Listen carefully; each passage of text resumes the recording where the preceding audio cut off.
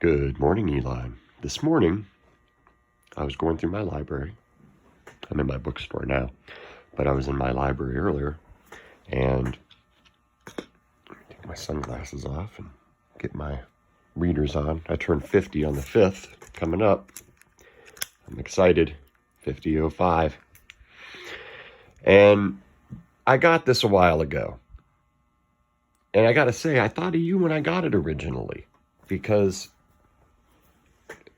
well, I'm going to show you. Are you flirting with cancer? See, I had just beat kidney cancer. So I said, well, I have to get this. Plus, it's old. And I love old paper. This is from August of 1952. It's volume 8, number 2. And as you can see, oh my, yes. And there it is. Your trip to Mars, sir. Good morning, good morning. In the beginning, United States Army officials gathered on the grounds of the War College in Washington in 1919 to witness the demonstration of a mortar rocket range 1 mile developed by Major D. Seversky, Standing Left, and his associates. By Major Alexander P. D. Seversky. Space travel appears so fantastic to us in 1952. That even an aeronautical engineer like Major D. Seversky, accustomed to dealing only in cold scientific facts, concedes that he finds himself verging on science fiction when he describes the actualities of flight in the foreseeable future. But come along with him on a flight to Mars, and you will see the logic in his prediction of actual space travel for your children. I love it. You gotta love it. I know you love it.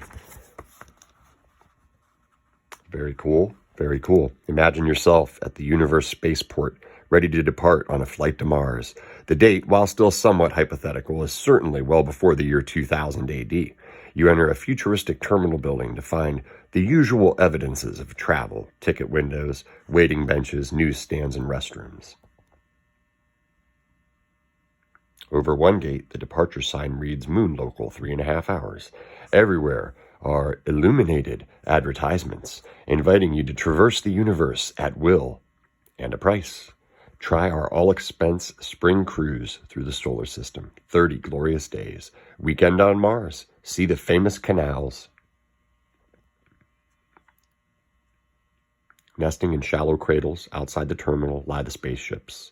Cigar-shaped vessels, some as long as a transatlantic luxury liner, boarding the spaceship for Mars. We discover lounges and suites as luxuriously appointed as those on the 1952 Queen Elizabeth. All staterooms have windows that presently will open on space. In the lounges are windows equipped with optical devices designed to bring the stars and planets under intimate view, and through which we can watch the shrinking Earth. We take off, rising vertically until free of the Earth's atmospheric embrace. We loaf briefly at 1,200 miles per hour to avoid the intense heat generated by air friction at velocities over 2,000 miles per hour. We clear the atmosphere at 200 miles in roughly 10 minutes. We rapidly gather speed. Dials in lounges and staterooms record our rate of travel. Within 2 hours, we note that we are traversing space at 150,000 miles per hour, but the fact, unimaginable to the earthbound of 1952, passes unnoticed by the bridge foursome in the corner and the barman who is unconcernedly mixing martinis. We ride without bump or jolt. We walk about, talk, eat, and sleep as comfortably as if we were in our homes back on Earth. An Earth radio station furnishes a waltz, and the younger passengers dance. We see a TV show beamed from home. We sight Mars a long way out. We penetrate its atmosphere at reduced speed, finally hovering over its unfamiliar surface by accelerating for the first half of the journey to a speed of over 1,660,000 miles an hour and decelerating during the second half. Our trip has taken about 41 hours. Our ship settles down, hatches are open, passengers and crew attired in pressurized suits, which are equipped with their own built-in oxygen supply.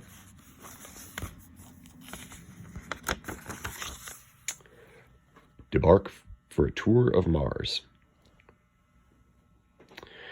In our dress, we resemble divers on a shallow ocean floor, but our visibility is far clearer, our movements less cumbersome, and we scan the strange flora and fauna and greet the Martians, if any, in relative comfort.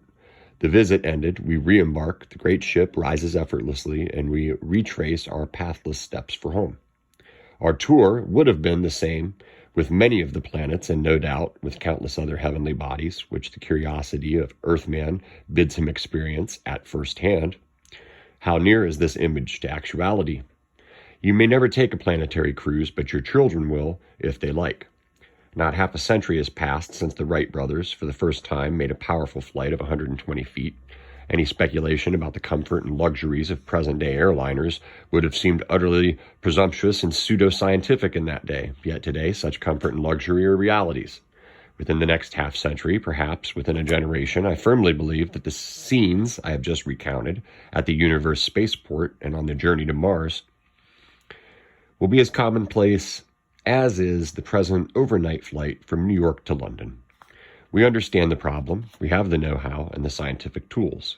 We stand now, with reference to space travel, about where the physicists stood between the world wars regarding atomic energy. The technical tasks are difficult but surmountable, and the curve of expectancy in these matters rises more steeply the further we go. Basic research in atomic energy is more advanced in this country, I believe, than elsewhere, and present tension is bound to speed it up. What bars the road to interplanetary communications? Only one factor. We must have an atomic power plant beyond what is now available. We must find a way to get power directly from nuclear fission. We must obtain a continuous, controllable rate of explosion of atomic energy, not the slow chain reaction of the atomic piles or the instantaneous explosion of the bombs. We must have an even, enormous, and sustained flow of power. Once we have developed a reactive atomic engine that gives us direct thrust without the transformation of heat into power that comes from the conventional turbines, then interplanetary travel, as described above, will be feasible. Those of us who work with aeronautical design have a definite idea of what direct thrust spacecraft will be like. What we lack is a power plant of sufficient magnitude to enable us to defy gravitation and to cruise protractedly in space. Given such atomic jet propulsion, there need be no limit to the size of the spaceship or its speed. It will not be obliged to leave the Earth, as do present-day rockets, like shells fired from cannon, but rise slowly, with no discomfort to passengers. When the jet thrust equals the weight of the ship will be able to hover, to stand still in the air or in space, near or far from the Earth's surface, once our ship is rested free of the Earth's atmosphere. It will travel not at a constant speed, but at a constant rate of acceleration, or deceleration, even faster and faster, or ever slower and slower. It will do this in order to provide synthetic gravity for Earth travelers, bound as they are to Earth's gravity.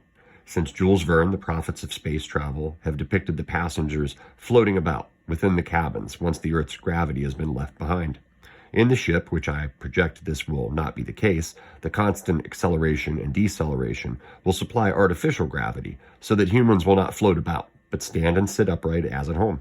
Only if the rocket motors failed, causing the ship to drift helplessly in the ether, would this corrective fail. We are all familiar with changes in gravity. When a rising elevator suddenly accelerates its speed, that force is added to the force of gravity, and you feel an increase in weight. Your knees buckle. When the elevator moves at constant speed, you are scarcely aware that it is in motion. When it decelerates abruptly, for a floor stop, you have the sensation of leaving the floor. You feel lighter. This demonstrates that we do not radically distinguish between real weight, which results from gravity, and the seeming weight, or absence of it caused by acceleration or deceleration. In school, we learn that a falling body gains speed, in theory, at the rate of 32 feet per second. The force producing that acceleration is the force known as gravity. Any force producing the same amount of acceleration is therefore known as 1 gravity or 1g. If passengers in a spaceship are subjected to a constant acceleration of 1g, they will mistake that force for genuine gravity. The same is true of deceleration. It therefore becomes apparent that if we accelerate or decelerate at the rate of 1g, passengers will not notice the loss of gravity that is characteristic of empty space. Everybody and everything within the moving ship will weigh exactly what he or it weighed at sea level. Hence, there will be no weightless floating about of people and objects.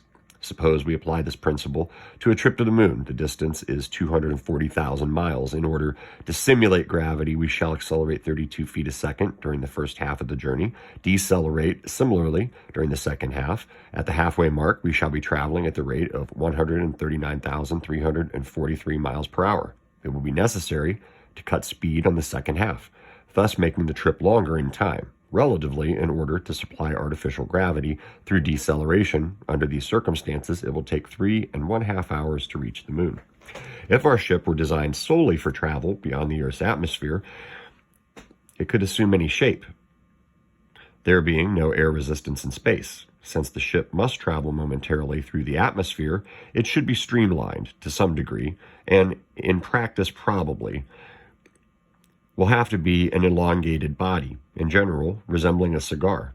This shape, plus the necessity to synthesize gravity, leads to the odd circumstance that in space the ship will fly not nose forward, as do all Earth vehicles, but sideways. It will fly, to borrow a nautical term, on its beam ends.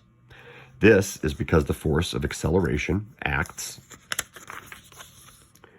in the direction of flight, and if the ship flew in that direction, it would incline the passengers and objects backward.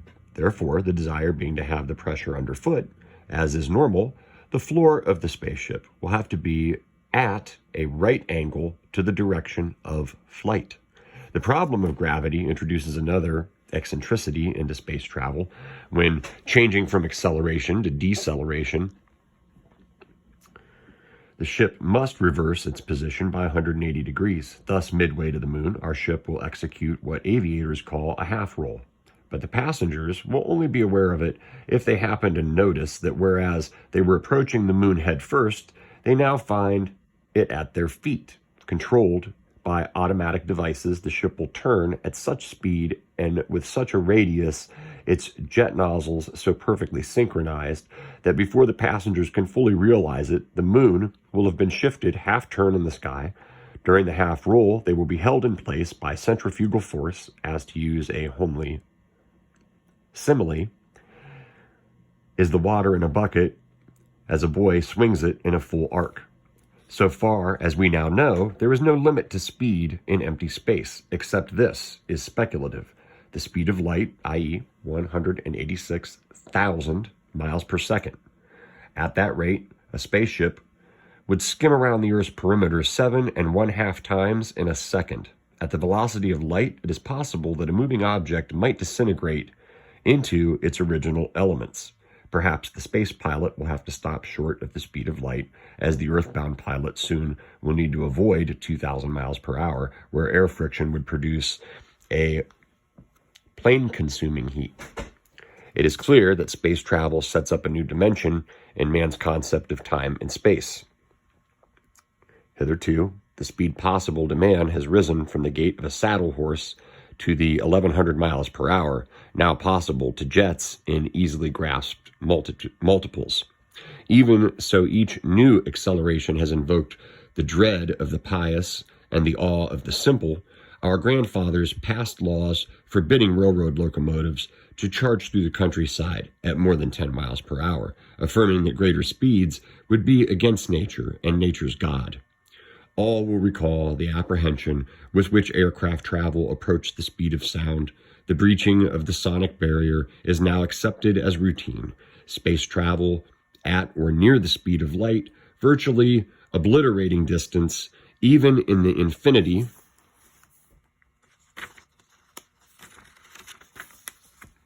of the universe, still poses a psychological problem staggering the lay mind.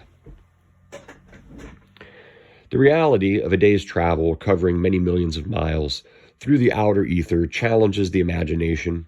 Nearer home, other wonders will be unfolded by atomic jet propulsion. Aircraft of any size and tonnage, without wings and other supporting structures, will be commonplace. With such enormous power, the craft will be perfectly manageable, able to hover, to stand still, and to alight and take off gradually. We can have great airliners carrying as much tonnage as the queens of the North Atlantic, and the one-man air vehicles smaller and less complex than a bicycle. Chemical fuels already developed make feasible the widely publicized project of man-made satellites orbiting the Earth. Moon fashion, space can be explored and exploited at the present stage of rocket development. Within the last few years, there has been amazing progress in extending the range of rockets. In 1919, this writer and associates developed a mortar rocket with a range of 1 mile, which we demonstrated to United States Army officials on the War College grounds in Washington. Last year, only 32 years later, the Army broke all records by firing a 2-stage rocket 250 miles into the air.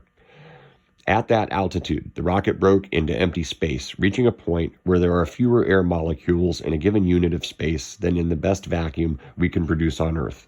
Our scientists are developing 3-stage and multiple-stage rockets of far greater velocities and range. With the present fuels, rockets with a speed of 25,000 miles per hour seem less feasible. Such speed is called escape velocity because when a rocket attains that speed, it will be able to overcome the force of gravity and move endlessly in any predetermined direction in space, reaching, if so desired, the moon or any planet. It is here that we reach the concept of the artificial moon. If desired, a rocket may contain in its topmost unit a mechanism which automatically would change its direction to a right angle at a given height. Thus, instead of moving vertically, it could move horizontally parallel to the Earth's surface. It would encounter no resistance. The rocket would then continue traveling in the Earth's orbit through inertia and gravitation once a predetermined speed and height had been established. At a height of 22,300 miles, such a rocket would revolve around our planet once every 24 hours. Since the Earth likewise revolves once every 24 hours, such a satellite, if parallel to the equator, would appear stationary at any point on the Earth's surface. A satellite of that type would have undoubted scientific value as an observatory, as a laboratory, and as a shortwave relay station. Shortwave signals could be bounced off it as we now bounce signals off the moon. Since one such satellite would return shortwave signals to nearly 1/2 the Earth's surface, a little work with triangle and pencil will show that 3 equally spaced satellites would enable an Earth station to cover the whole of the Earth's surface with one TV program viewed on all continents and 7 seas. Man-made satellites,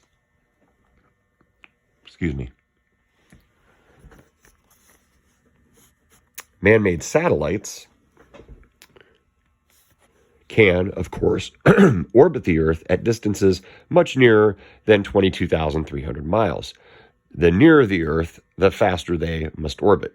Thus, at 4,000 miles up, the rocket satellite would need a velocity of 3.7 miles per second in order to orbit and would circle the planet once every 4 hours. A nearby satellite obviously would have great advantages in observing the happenings on Earth. Without direct thrust atomic power, the suspension of satellites in the sky by chemically fueled rockets is theoretically possible, but in practice a gargantuan enterprise. It would cost many billions of dollars and would take decades. Meanwhile, in the writer's opinion, direct thrust power quite likely will be solved. In such event, all the present satellite projects which are creating such a sensation will eventually become obsolete. Chemical rocket fuels already developed carry rockets beyond the atmosphere. Scientists estimate that to deliver 40 tons of material to orbital space would require a 3-stage rocket weighing 7,000 tons, or roughly the size of a small cruiser. A satellite large enough to provide an astronomical observatory, laboratory facilities, and living quarters for a staff would have to be delivered piecemeal and assembled in stages. The subassemblies could be delivered by shuttle rockets, which, after delivering their loads, could return to Earth. Upon re-entering the atmosphere, these rockets would need reverse jet thrusts to reduce speed and wings upon which to glide to a landing. The men assembling satellites would have to work in pressurized suits and be equipped with personal jets to propel them back onto the satellite should they start to float off into pressureless space. It has been suggested that artificial gravity might be provided by constructing the satellite in the shape of a wheel or a huge donut and setting it to rotating on its axis. By such means, centrifugal force would reproduce the force of one gravity. enabling the personnel of the satellite to walk as if they were on Earth. I have confined myself to some of the technical aspects of space travel, leaving the political, economic, and social consequences to further discussion. There seems little doubt that the major nations are engaged in what is perhaps the most gigantic competition of all: to be first to make effective use of outer space. However, I do not agree with those who claim that the nation which first launches a satellite into space will subjugate and control the Earth by that means. Such extravagant claims have been made for all major discoveries, the freshest example being the atomic bomb. It never works out that way. Science forges ahead evenly around the globe. No nation has a monopoly on science. Time is needed to reduce any great idea to practice, and competition sets in during the interval. You cannot hang a satellite in an instant. The undertaking is so vast that it cannot be kept secret. Therefore, such a project conceivably can be nipped in the bud by rival powers. If not, they will rush to establish competitive satellites. Besides, we must remember